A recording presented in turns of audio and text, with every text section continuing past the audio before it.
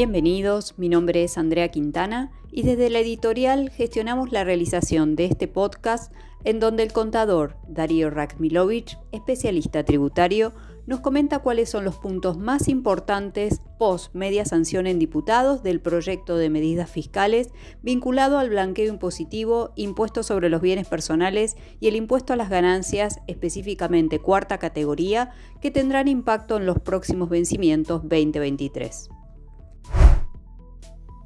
Sí, ¿qué tal? Voy a comentar el proyecto de ley de medidas fiscales que fue aprobado en el día de la fecha, 30 de abril 2024, en la Cámara de Diputados, y la semana que viene será tratado en la Cámara de Senadores. Este proyecto de ley no puede llamarse de reforma tributaria, sino que son medidas aisladas, medidas fiscales tendientes a recomponer en alguna medida las finanzas públicas. Voy a tocar tres de estas medidas: la ley o el régimen de exteriorización de activos o blanqueo, el régimen, las modificaciones a la ley sobre los bienes personales y las modificaciones a la ley del impuesto a las ganancias. Respecto al primer aspecto del blanqueo, los aspectos más novedosos y sobresalientes son los siguientes. En primer lugar, el ingreso es en dólares. Si bien la reglamentación va a establecer excepciones, en principio inclusive los bienes que están valuados en pesos, que son en el país, van a tener que ser pasados a dólares con los mecanismos habilitados, como por ejemplo el dólar MEP, operaciones de bolsa para ingresar el impuesto en dólares. El impuesto se ingresa independientemente de si el bien está en el país o en el exterior, la misma alícuota. No es independiente la fecha de adhesión y también de ingreso del impuesto, ¿no? Hay tres etapas. En la primera etapa la alícuota es 5%, en la segunda etapa la alícuota es 10% y la tercera es 15%. La primera etapa, simplemente para comentar, la fecha de adhesión va a ser hasta el 30 de septiembre de este año, mientras que el ingreso es hasta el 30 de noviembre. Y ahí el ingreso va a estar desdoblado en dos partes: un pago a cuenta que va a ser no menor al 75% del monto del impuesto, y la diferencia al vencimiento que corresponde a esa etapa. En el caso de declarar bienes en distintas etapas, todos los bienes se consolidan en la última de ellas, con lo cual se aplica la alícuota correspondiente a la última de las etapas adheridas.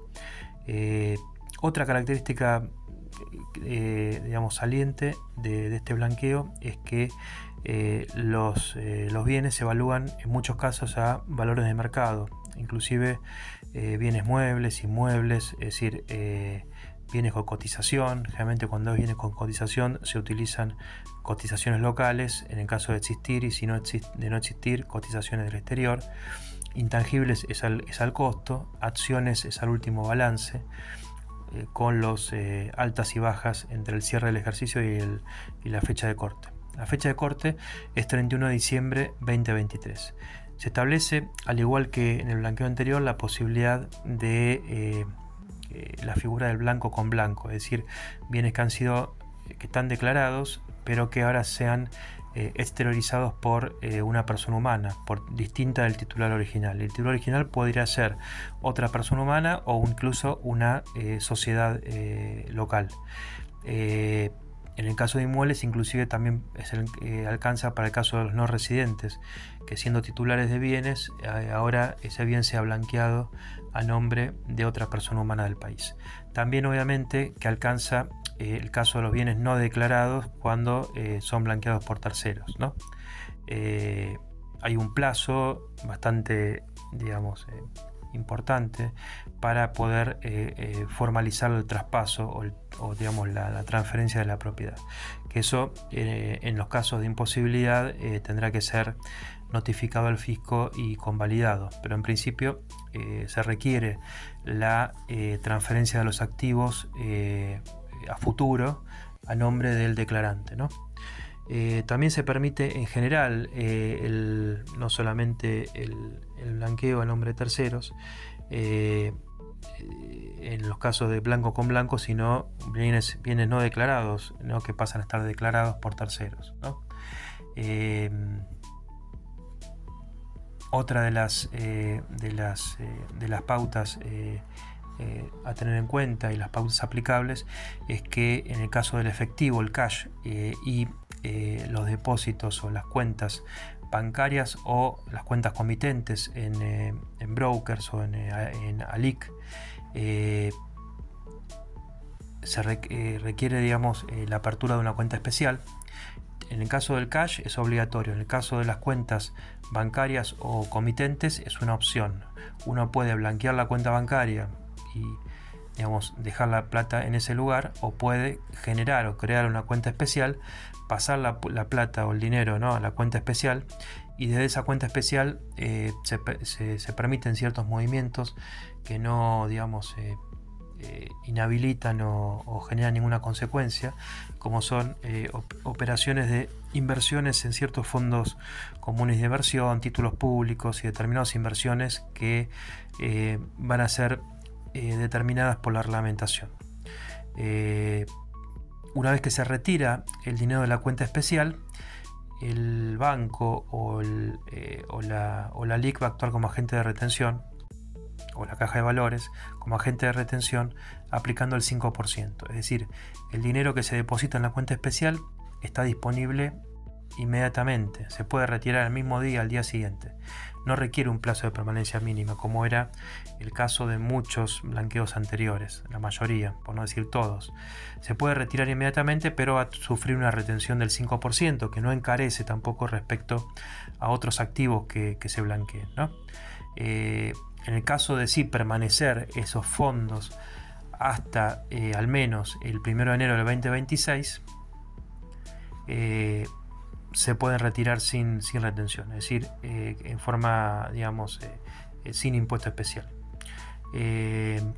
Tampoco está sujeto a la retención el traspaso entre cuentas especiales, sea que la cuenta especial haya sido abierta por un sujeto que declara en el blanqueo o un sujeto que crea la cuenta especial pero no es un declarante.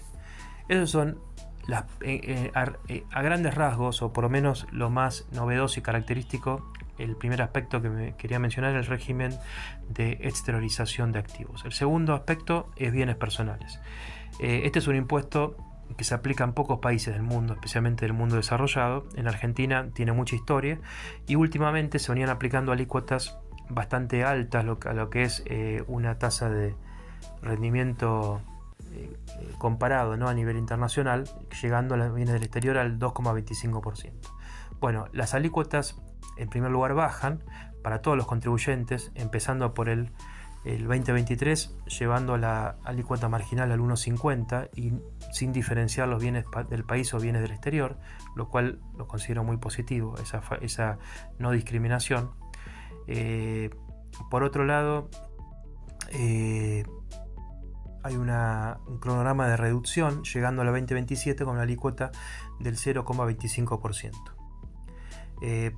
Tengan en cuenta además, esto no lo mencioné, que en el blanqueo no se requiere la repatriación de activos, ni siquiera para reducir, digamos, como es hasta el 2022, que reducía la alícuota de bienes personales, aplicándose las escalas de los bienes del país. Eso no es el caso a partir de ahora de aprobarse este proyecto de ley. Es decir, no se requiere repatriar activos del exterior ni a los efectos del blanqueo ni a los efectos de la reducción en bienes personales. Entonces hay una reducción de alícuotas llegando en el 2027 a una alícuota única, digamos, por encima de los mínimos, ¿no?, del 0,25%. Se incrementan los mínimos aplicándose un mínimo de 100 millones de pesos para el caso de los bienes en general y 250 millones de pesos para la casa habitación.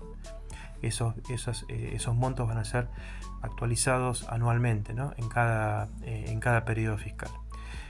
Por otro lado, se dispone una reducción de 0,25 puntos para los cumplidores, para aquellos que hayan ingresado el impuesto y presentado las declaraciones juradas de bienes personales en los periodos 2020 a 2022, con lo cual la alícuota esta de 1,50 se reduciría a 1,25 para el 2023.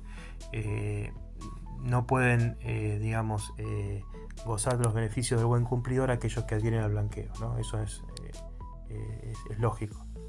Por otro lado, se establece un régimen especial de ingreso, la posibilidad de anticipar el ingreso de los próximos 5 periodos fiscales. En el caso de los sujetos que ingresen o que adhieran al blanqueo, por los bienes objeto del blanqueo, pueden ingresar los próximos 4 años, no 5, porque el 2023 queda liberado, ¿no? El blanqueo tiene justamente por objetivo la liberación de los impuestos, de las sanciones, inclusive en materia penal cambiaria, en materia aduanera, en materia profesional, no en materia de lavado de activos, ¿no? Un tema que también omití decir, que lo agrego ahora, es que en el caso de que se detecten nuevos activos, hay un margen de tolerancia mucho más alto de la ley anterior. El margen de tolerancia lo va a definir la reglamentación, pero va a estar entre el 15 y el 25% del valor de los bienes exteriorizados. En los casos de no superarse ese umbral, que eso lo fijará la reglamentación, supongan que sea 20%, por decir algo, podría llegar hasta ser hasta el 25%. En el caso de no superar, entiendo que ingresando el impuesto especial más los intereses, ya queda regularizada la situación. En los casos de superarse, por esos activos va a producirse un decaimiento del blanqueo, es decir, toda la aplicación de las generales de la ley, básicamente incremento patrimonial no justificado. No por los bienes blanqueados, sino por los bienes que han sido detectados y que no habían sido objeto de blanqueo. Retomando con bienes personales, les decía que hay un régimen especial de ingreso y que uno puede anticipar 5 periodos fiscales, que eso tiene en primer lugar la ventaja de que la alícuota aplicable es una alícuota más baja, es 0,45%, para los sujetos que ingresan al blanqueo es 0,50%, y por otro lado genera una estabilidad fiscal, y esa estabilidad fiscal la fija en 0,45% para los años que abarcan hasta el 2038, es decir, son digamos contando digamos del 2028 al 2038, 11 años. Finalmente, un comentario de la ley de impuesto a las ganancias. Las modificaciones tienden en primer lugar a legalizar el decreto 473, si bien ya estaba legalizado por la ley 27725, lo que dice el secretario de Hacienda es inexacto porque ya estaba legalizado, pero bueno, se le da de alguna manera nuevamente la convalidación, porque la ley 27725 es derogada. Entonces bueno, es como que para evitar la discusión de si está o no vigente el decreto, se lo convalida.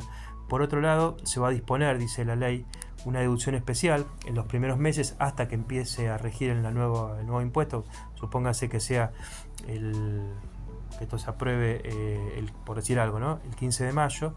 Entonces, todo lo previo hasta el 15 de mayo va a haber una deducción especial para que neutralizar los efectos de las nuevas normas en aquellos sujetos que estaban alcanzados por la ley 27725 y el decreto 473 del 2013, que resultarían perjudicados en caso contrario. Entonces se produce una cierto efecto de neutralización.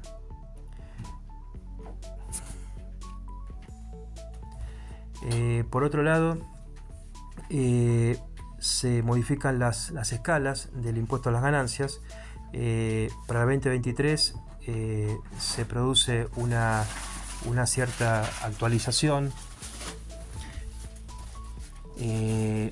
Para el 2024 la actualización es más pronunciada, es mucho más pronunciada, con lo cual se produce un efecto de progresividad mucho más importante. Y por otro lado, se produce también una cierta equiparación entre toda la cuarta categoría, es decir, aquellos que revisten la condición de empleados, cargos públicos o jubilados, que son incisos A, B y C del artículo 82, y el resto de los sujetos que tributan por cuarta categoría. Si bien la deducción especial no es la misma, en un caso, digamos, es 4.8 veces y otro caso 2.5 o 3, depende si es un nuevo profesional o no, pero digamos que no es tan marcada la diferencia que existía respecto a la situación que había propiciado el decreto 473 y la ley 27725, la ley Massa, para ponerle un nombre, que diferenciaba fuertemente esos dos sectores, en donde el sector de cuarta categoría pagaba alícuotas muy altas y sobre deducciones muy bajas, mientras que aquellos que cobraban sueldos o jubilación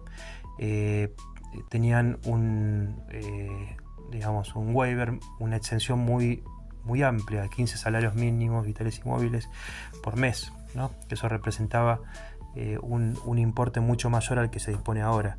Con lo cual, a partir de que rija para futuro, digamos, no retroactivamente, la nueva ley, los trabajadores van a, que antes estaban por debajo de esos montos de 230 mil pesos, algo así, ahora ya por encima de 130 mil ya van a empezar a pagar, si bien con las escalas nuevas aplicables, que implica que no van a pagar alícuotas muy altas, quizás paguen alícuotas del 10% promedio, 15%, 7%, depende de los casos, ¿no?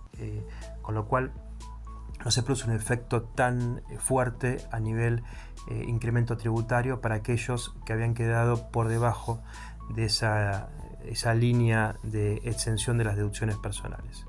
Se modifican otros aspectos menores también a la ley de impuesto a las ganancias, pero básicamente lo primordial es que vuelve la situación a la ley previa, a la 27725, y se actualizan fuertemente, como decía antes, las escalas. Eso es un poco los aspectos principales de este nuevo proyecto de ley.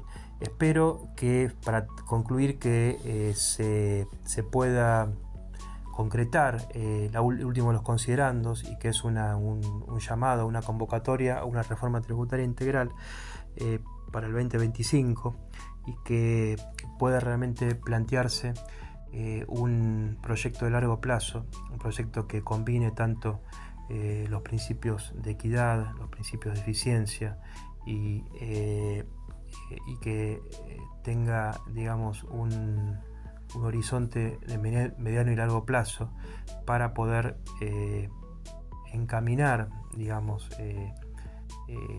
la economía dentro de un sistema tributario justo que, dicho sea de paso, no pertenece al sistema, o sea, no es un sistema solamente financiero, sino que también tiene otros aspectos políticos, aspectos técnicos, aspectos jurídicos, y que en realidad forma parte del sistema de justicia. Un país que fortalece todos los componentes y los ejes del sistema de justicia, como es el sistema tributario, es un país que genera un flujo de prosperidad y genera, digamos, carriles de progreso. Espero, ese es mi deseo, que los gobernantes y los políticos tengan la lucidez de poder, más temprano que tarde, de encaminarse hacia una profunda y necesaria reforma tributaria. Muchas gracias.